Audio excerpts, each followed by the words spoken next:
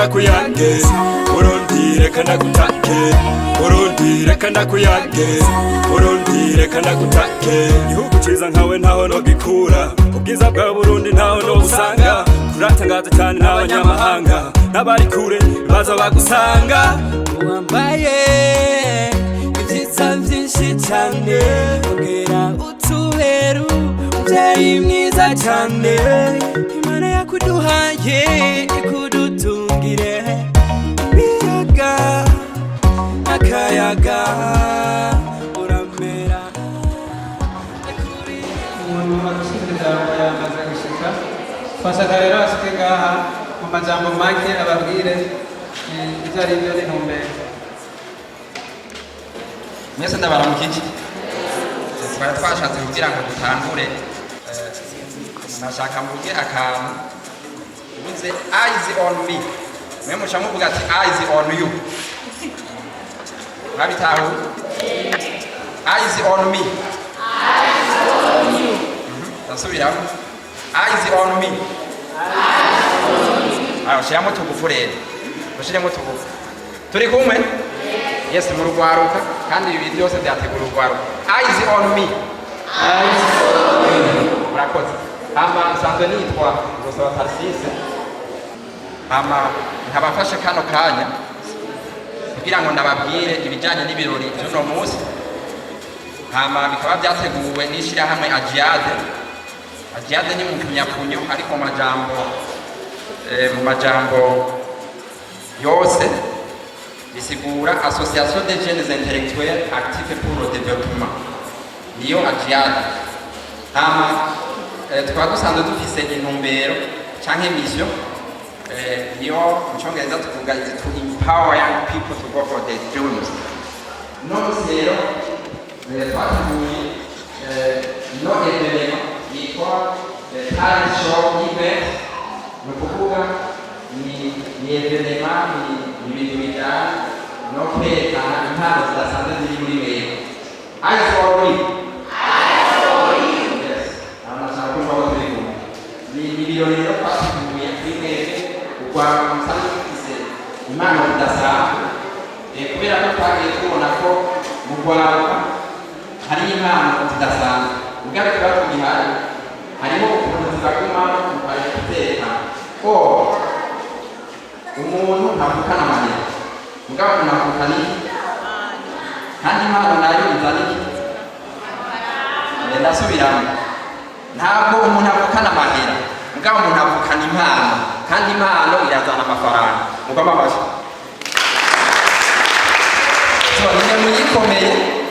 nimwe muyikomeye kubera n'impano zidasanzwe ziri muri mwebwe akantu ndagasubiramo kandi mugatahana ntabwo umuntu avukana amafaranga mugabo umuntu avukana impano kandi impano iratanga amafaranga nuko rero ntateze nashaka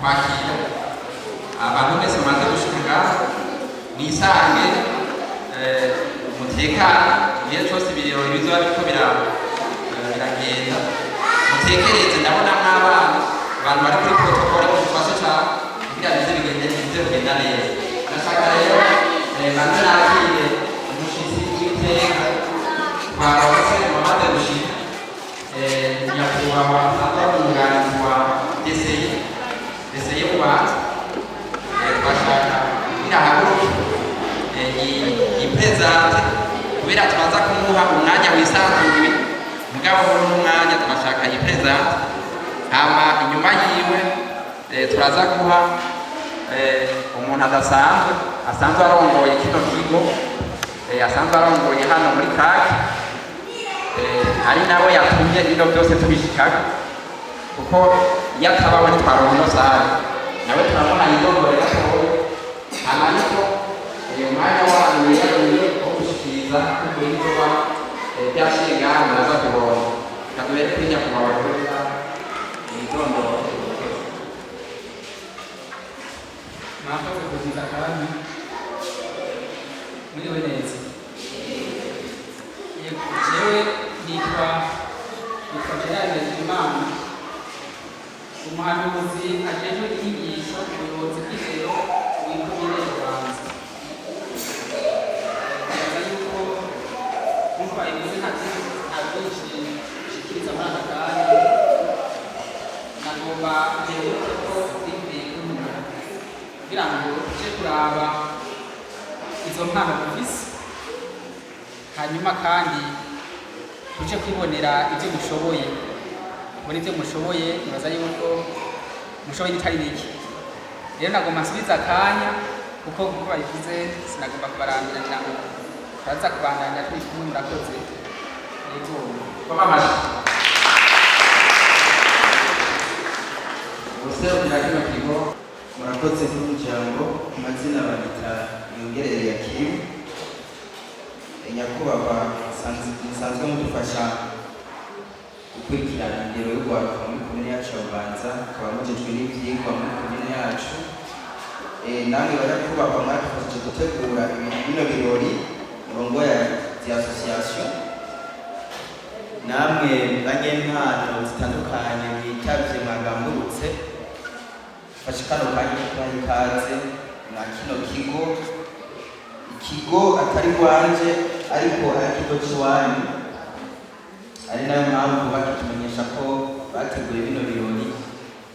Twaje tubaha ikaze kuko ibi byose byateguwe ku bwanyu. Hanyuma twabasaba ko abari hano baze kudufasha gutekereza, na cyane cyane abaje kutwereka impano bafise. Natwe turi hano kugira ngo turabe izo mpano ingene zimeze, kumbure ejo canke hirya y'ejo hari ibihoza hagakenerwa nk'umuntu afise impano, bashobora kuvuga tuti twarawe umuntu afise impano nk'ibi, hanyuma bakamufasha gutera imbere cyangwa guteza imbere iyo mpano yiwe. Hanyuma mwa kino kigo cyacu kirakira urwaruka, kandi murazi ko dufise n'ibitabo byo gusoma. Nagomba ntumirire abari ngaho kandi ko mukwibuka gusoma igitabo, kuko ibi byose dufise cyari icongereza tuvuga cyangwa igifaransa, ni byiza ko twitaho cyane gusoma. Kuko utazi gusoma cyangwa igifaransa cyangwa icongereza wari ufise kiraguka mama. Mwese twahaye ikaze muze gutekereza, turabasabira umutekano. Hanyuma abazagukenera bafise ikibazo baraza kubaza abari muri protokole babereke. Murakoze. Kwamamaza. Nyakubahwa ko dutanga hariho umudomore izina cyo gukora. Murakoze cyane mutandukanye. Ku izina ni Bashirije Pierre, sanzwe n'umukozi wa Mukopek. Asanzwe arongoye ino association, arambiye kuno munsi hari ibirori ngaha, ashimye kuraba kubuza kwifatanya nawe kugira ngo mbone ibihakorerwa. Murakoze. Amashimisha.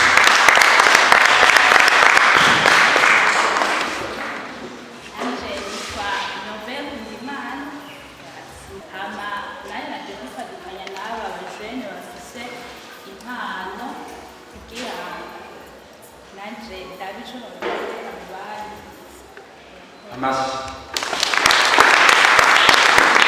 Murakoze. Turi kumwe n'abandi badasanzwe ngabo kubera turi kumwe na bino birori, kandi twafatikanyije kubitegura. Baraza kuronka kandi ni ekipe kinamaresi yitwa Chabi, baraza kuronka kanya kisanzuye hariya nyakubahwa.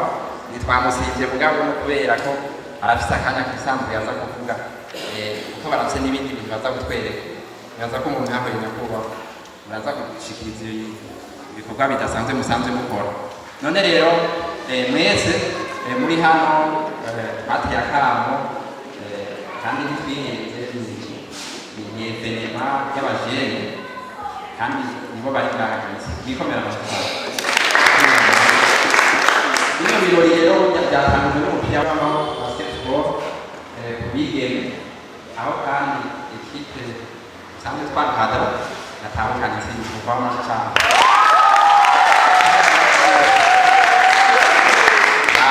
Bashoboye gutsinda umugwi wa ETB. Kenshi twumvise ETB bengana ikindi kintu, mugabo no munsi twerekanye ko bishoboka mubongera amashyi rero nibaza ko nabone baza kuronka akanya ko gushikiriza intsinzi baronse ingene biyumva yes none rero murakoze reka nsubize ijambo wari mpari ku bindi bisigaye nibaza ko aca tubwira porogaramu ko iziragenda ndabifurije mwese kurubanizwa hano imana ibahezagire mukomere amashyi eyes on me eyes on me eyes on you yes mu cyongereza bavuga ngo what you have is in you now ninde wambwira icyo bisigura what you have is in you now ninde wambwira icyo bisigura ngo ibyo dufise ngo biri hehe biri muri twebwe ngaho nyene ni ukuvuga ko izi ntebe ibintu byose abantu bakora biri muri bo nyene ni ukuvuga ko turabigendana mugabo tutabizi nimba ari amahera ari muri twebwe nimba ari inzu ziri muri twebwe zose zubatse zavuye mu bantu indani ni ibintu rero bikomeye hama turiho turarandira reka tubashikirize ikintu abaza gushikiriza ibintu bitandukanye uwoza kuvuga acahaguruka acaza imbere hama atatubwira n'icyo atubwirira hano witwa Kevin yoshika ngaho imbere umukomere amashyi nawe Kevin mbona n'umenga umuntu atoroshe umuntu akikora muraho ego murakoze bayitwa Irakoze Kevin aba ashaka gushikiriza impano yanje yo kuririmba urakoze cyane birabaza kubona ibyo wamugwamo hama dushaka ko haza abaza kugira poeme mu cyongereza abo nabo n'abantu batatu bariho Chanel twamuza ko yoshika abatari hafi twosaba ko witwa Signorine yoshika mu kamera amashiheme. Hello all of you. My name is Irakoze Signorine. I am here to present a poem, Clean and Dirty. Nakantu gatoya bahogije gatoya ndaza mwaza kumva itari byo kumva hari abagira akantu gatoya twashaka kwitwa Afsa nawe nyene Afsa. Hello everybody, my name is Irakoze Afsa. I'm here to present a poem, Clean and Dirty.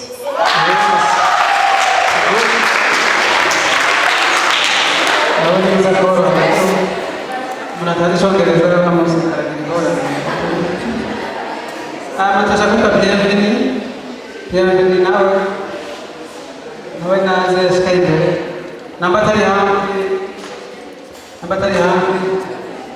tushaka umwe muri charge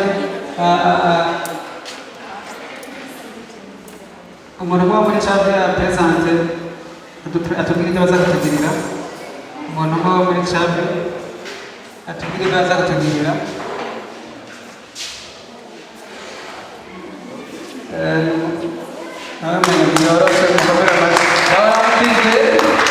Ndaramukuze cyane ko mushavuye twenga turara okay turi hano ku bwanyu turaza kubaryohera n'ibikino byiza twabateguriye tukaba twitwa Challenge Vision dukina amareresi ngayo wacu y'ubuhanzi arakoze cyane Challenge Vision murakoze Challenge Vision nabo ntibaza kubyorosha ama turashaka umuntu witwa Birinda aza ari ikintu nawe aza gushikiriza Birinda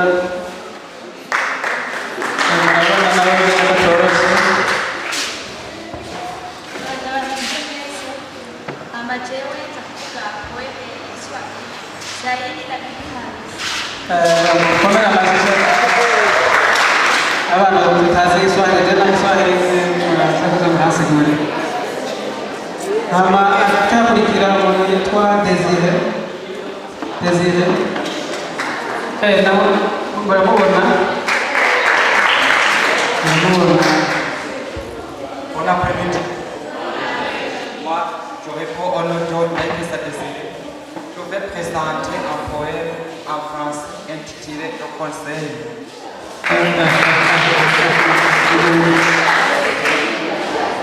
Désiré nawe mu Faransa unavuga Ifaransa. Hanyuma tushaka umuntu witwa Chanceline.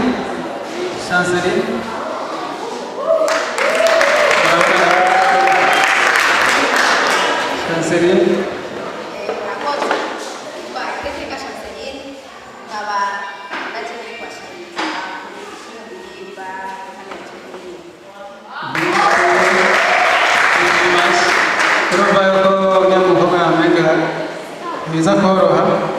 Hanyuma dushaka umuntu yitwa Shwazi turafise ikintu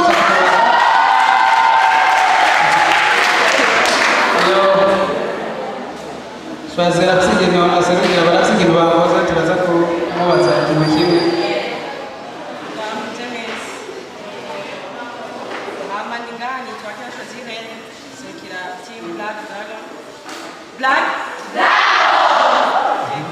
Thank you. Wow. Thank you very much. Turaza kumubaza ibibazo ku bintu bijyanye n'ibyo twabonye. Amaca akurikira uwitwa Janvier.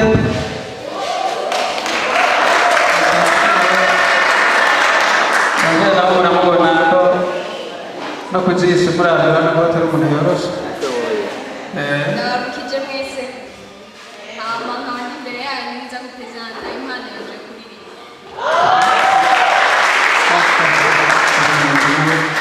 Hama dushaka kumwita Ninette nawe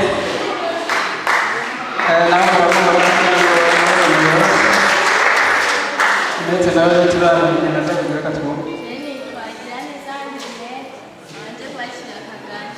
Yes. Akunda gucumira n'imyitoro mugabo twihangane n'umusira wuce kumuranga ntibora. Hama turashaka umuntu yitwa Willy. Muramubona Ngani Kagame mwana ko ego murakoze kuma aka kanya.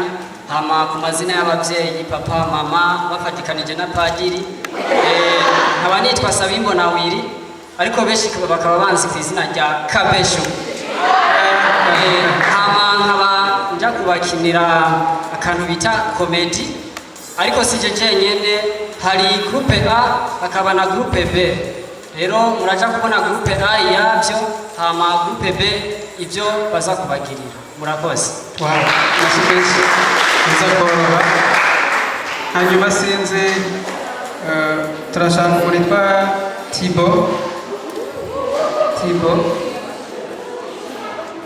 Thibaut ambaye atari hafi nyachaza witwa Willy. Willy yahejeje. Sawa ibintu biza gushikirizwa n'ibyo mugabo indira gatoya tubana turabe bwa mbere imponzo ya mbere turashaka rero gutangurira kuri Kevin bigeze kumubona atangura twashaka Kevin aze adutangurire ikintu ca mbere hama tubaze twirabire. akorana n'amajini kejinda cariyo uzoba kwisi bakugaya bagutwenge mu vyukora uvuga ivy'ubugambi bakubwira igisura yawe ico gihe uzoba bayiwanda abantu turananirwa gufata umuntu ukwari tugashima barya b'imani bafise imani ku makonti mbese ivyo bimaze iki mu gihe uyafise utayafasha abandi imani idufashe benshi bama bifuza ico njana mu mpimba ariko sinde babeshe barakina ku mivyimba jewe narimba abafanisi bagatamba umunsi bazomfashe n'ivyo nta n'ivyo gusamba bazoce bamfata vyose bashireko ikamba ariko ndabasize nzoca nigira mu Kirundo kuko mu Kirundo hubatse kujya ko mu Kinindo hubatse ko ku bafanzi banje ntimugire ubwoba ngo namaze kubambwana y'abankunda nabapfurize kuramba abanyankana bo nabipfurize. I don't want a dirty smile covered in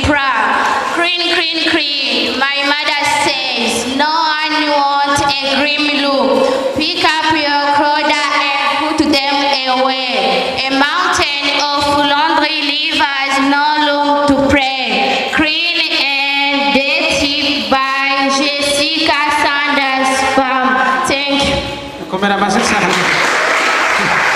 komera amashyi cyane jewe sinzi ninde yambarira ibyo yumvise yatahuye komera abantu muzi icyongereza ninde yatubwira yumvise ari ibyayini je numvise umenga ni ibintu bijyanye na signorine iyo forme yawe bijyanye n'ibintu bijyanye n'ibintu wabyumvise bijyanye n'ibintu by'isuku kuvuga ko yavuze yuko ibintu byose ari guhanagura byose uko biba bisa neza koza amenyo imbere yuko uva muhira gukaraba mbere yo gufungura ku meza byose numvise ko mu cyongereza ashobora gushakisha mpamvu dushaka kugira absa nabo nyine bari kumwe n'ibyo ni poeme nyine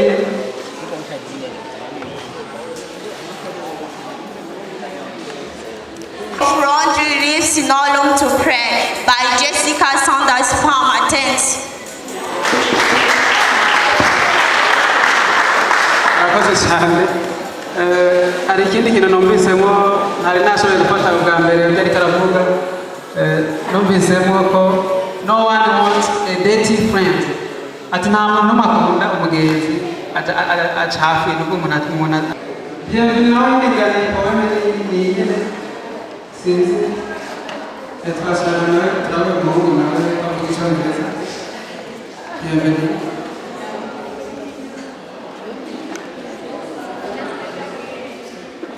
My name is Niwa Bienvenu. I am going to present a poem, Clean and Dirty.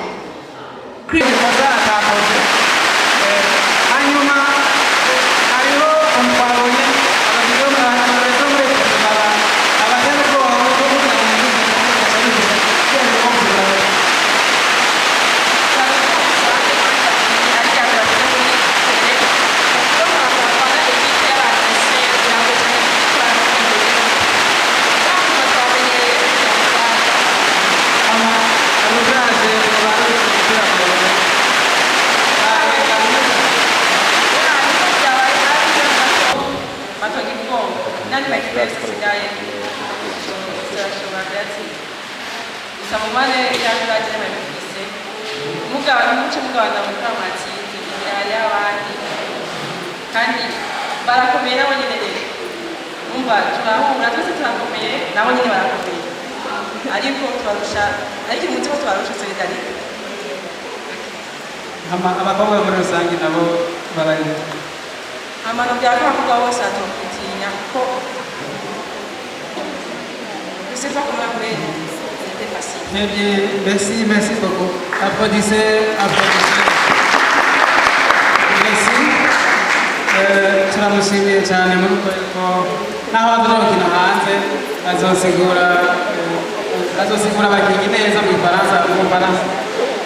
Turamushimiye twashaka rero hacakurikira igikino cya Challenge Vision kugira rero mubone agace gatoya ka Challenge Vision twashaka kusikara aho babitishirizaho gatoya abantu mbere barazamugaruka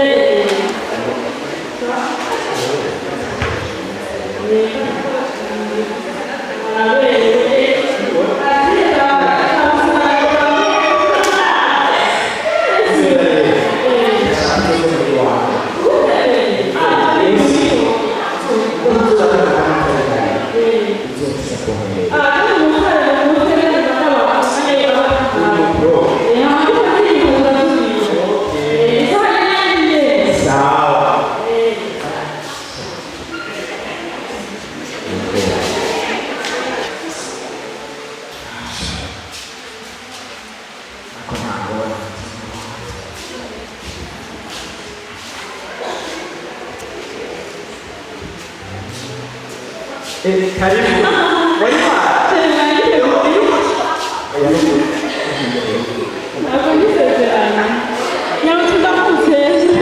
Kirazira gutisengera. Ego turashimye. Yego. None ntaco tuzopfira.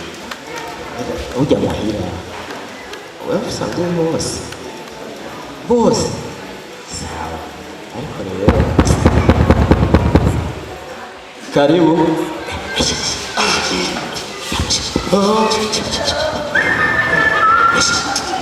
Muhira ndabona umunsi bimeze neza gusa ndiko ndumva umuntani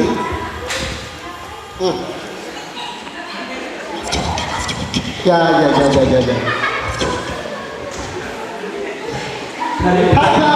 karibu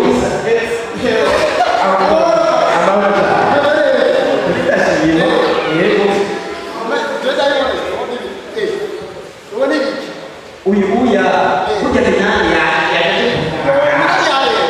kusaba kazi burya rero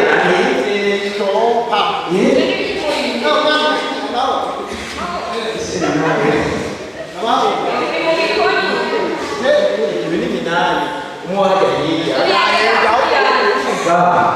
gusaba kazi hano none ko rero ndamwita Gasore! Gasore! Gasore kutufasha kukarelenga.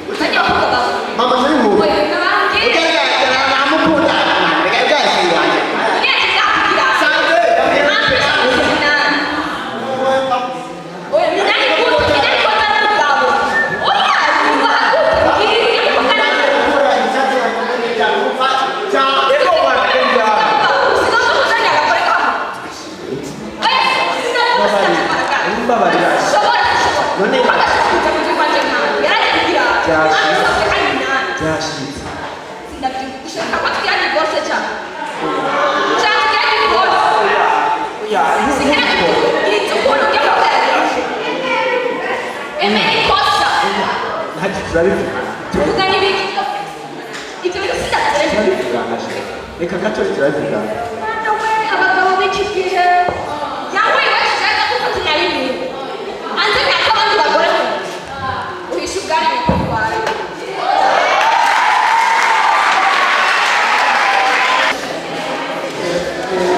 Abantu bakinnyi ba Xavi Challenge Vision amareresi yabo mushobora kuyasanga kuri Facebook mukandika Akanyoni TV ugaca muyabona amafilime yose amaze gukina twizere ko muzoraba twongera n'impundu bariko bagira hama nabundi baraza kugaruka twashaka muri ubu hacaza Belinda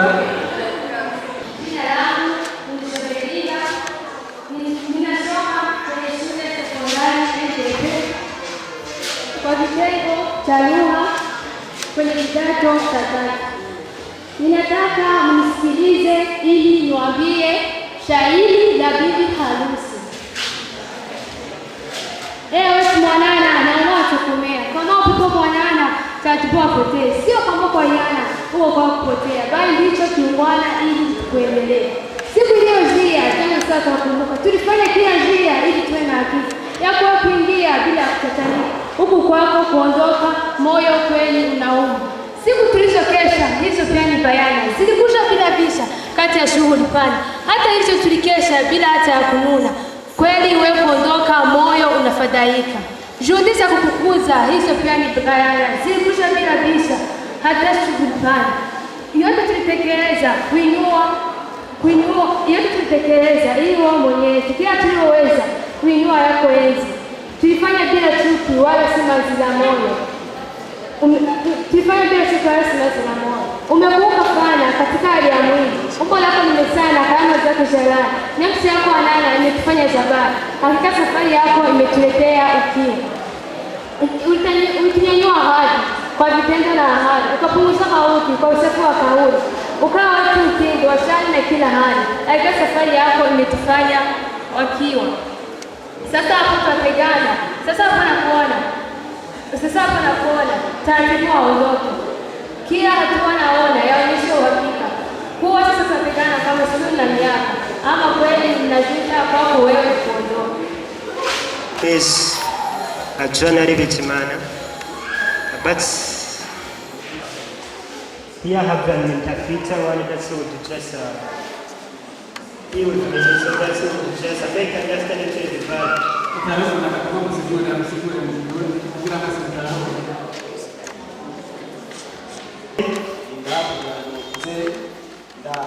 interpreta icyo yavuze ibyo avuga mu cyongereza genda bivuga mu kirundi agira gutera inkuru ibintu yaciyemo mu buzima bwiwe. Thanks once again. Murakoze kandi and I greet you once again. Yongeye kubaramutsa.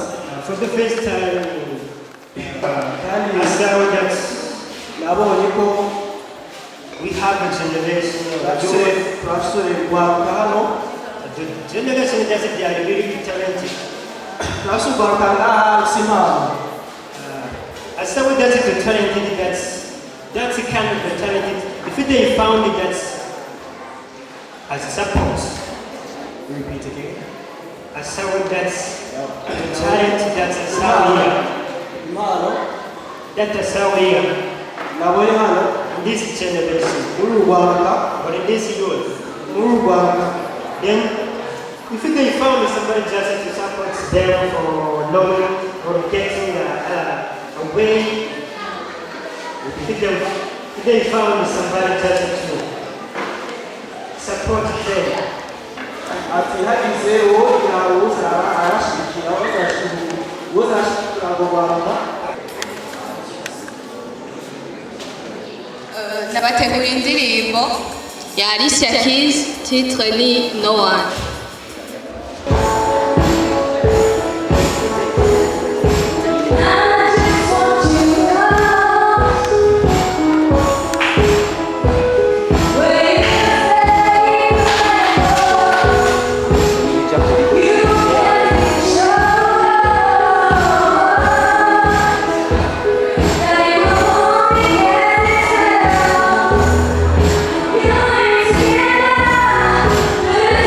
you.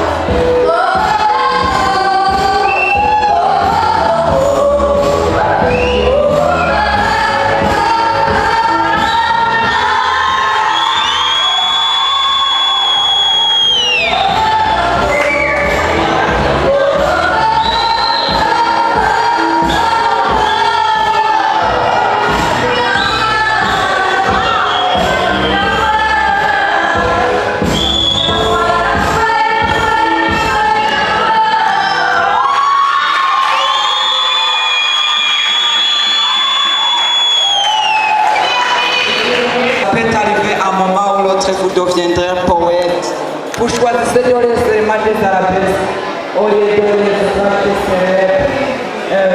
On vous demande de ne pas utiliser de caractère, mais ainsi pas de caractère.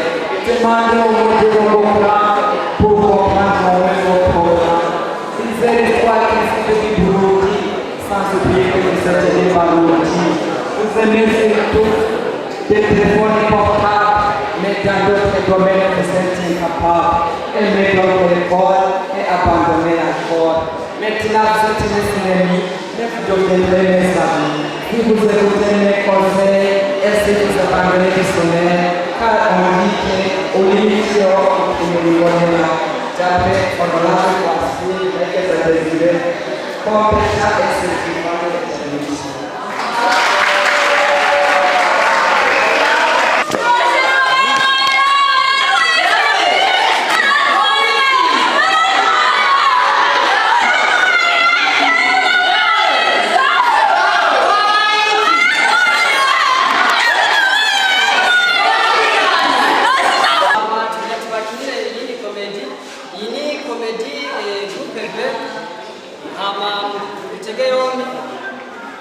urabe akandi gakomedi koko karushirizaho ndavyibaza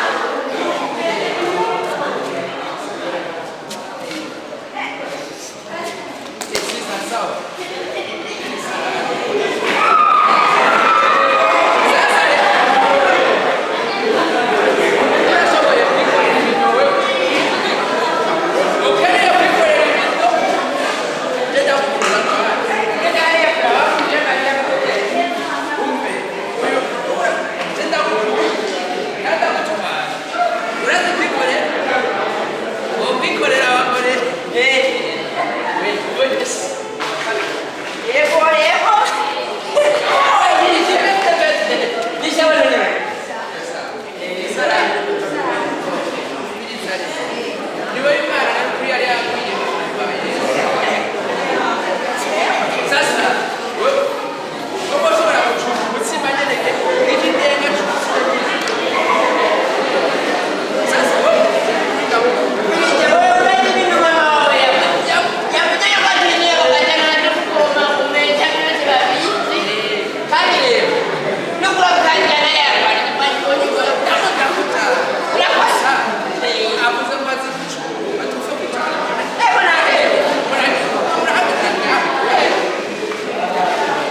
wundi